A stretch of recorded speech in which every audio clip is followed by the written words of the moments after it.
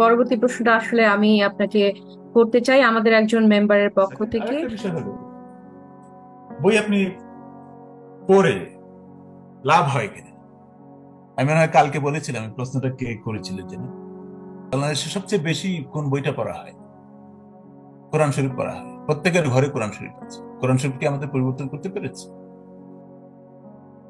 এই যে এখন মব জাস্টিস চলছে, অবিচারের সংস্কৃতিতে মানুষকে ধরে ধরে পিটিয়ে মেরে ফেলা হচ্ছে, কোরআনে আয়াত আছে, ইয়া আইয়ুহাল্লাযিনা আমানু কুনু কাওয়ামিনা বিল কিসতি শুহাদা লিল্লাহি ওয়ালাউ আলা আনফুসিকুম আউল ওয়ালিদাইনি ওয়াল আকরাবিন, যে হে ইমানদাররা বা মুসলমানরা, তোমরা ন্যায় বিচারের জিম্মাদার হয়ে যাও, কাস্টোডিয়ান হয়ে যাও অব জাস্টিস, এবং এই ব্যাপারে শুহাদা লিল্লাহি, আল্লাহর সাক্ষী হয়ে যায়।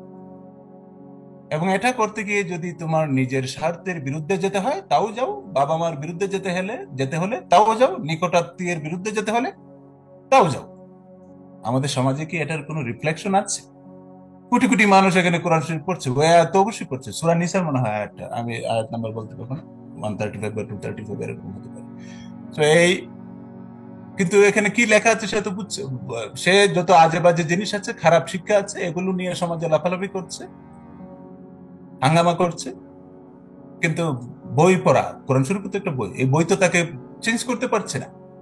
এই যে ঢাকা বিশ্ববিদ্যালয়ে যে আপানুর রহমান সাহেব যে খুবই আবেগ আপ্লুত হয়ে পড়লেন, এই ছেলেগুলো তো কোরআন শরীফ পড়েছে, তারা বিশ্ববিদ্যালয়ে ভর্তি হয়েছে, কম বইপত্র তো পরে তারা ভর্তি হয়নি, ইন্টারমিডিয়েট পর্যন্ত তো কম বই পড়া হয়নি। ভালো হোক খারাপ হোক, ওখানে অনেক জিনিসই লেখা ছিল, তারা এগুলো পড়েছে, বা শিক্ষা তো ধারণ করেনি। আমাদের যে সিভিল অ্যাডমিনিস্ট্রেশন যারা চালায়, তারা কি কম পড়াশোনা করেছে? আমি সেটা বলবো না, তারা অনেক বই পড়েছে, বাট বই পড়লেই সে যে বইয়ের মতো মানুষ হয়ে যায়, বিষয়টা এরকম না। আমাদের আদালতগুলোতে, কোর্টে 1 মিনিটের শুনানি নিয়ে তারা জামিনের আদেশ দিয়ে দেয়। এই যে আমি কোর্টে দেখলাম, তার বিচারকের এজলাসের ওখানে আয়াতুল কুরসি লেখা, ইয়া করা আছে, আরো তারপর কালেমা লেখা, কিন্তু ওই কালেমার যে প্রিন্সিপাল, এটার যে শিক্ষা, ন্যায়, এই যে আমি যে একটু আগে আয়াত বললাম, ওই জাজ তো বিচার করার সময় ওটা মনে রাখে না।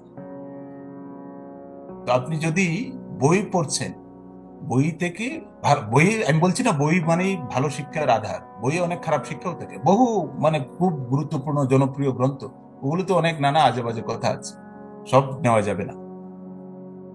আপনি কোনটা নেওয়া যাবে না নেওয়া যাবে এটারও আহ, পদ্ধতি আছে। যাই হোক, আমার মনে হয় কোয়েশ্চেনের আনসার, আমাদের সময় কম, চাইলে প্রত্যেক কোয়েশ্চেনের লম্বা অ্যান্সার দেওয়া যাবে অন্যদেরকে, না হলে আমি শাহরিয়ার সাহেবকে অনুরোধ জানাচ্ছি পরের কোয়েশ্চেনটাতে একটু যান। ধন্যবাদ স্যার।